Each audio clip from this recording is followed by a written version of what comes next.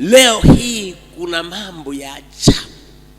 Mtu amekamatwa, amewekwa mahabusu,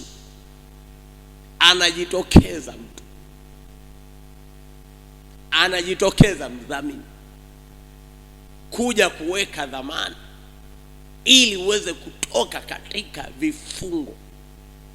Lakini cha ajabu, nakuta mtu anang'ang'ania ndani humo. Yesu Kristo amelipa gharama, alilipa gharama. Toka kwenye dhambi huko, toka kwenye vifungo vya dhambi huko. Yeye ndiye njia, kweli na uzima.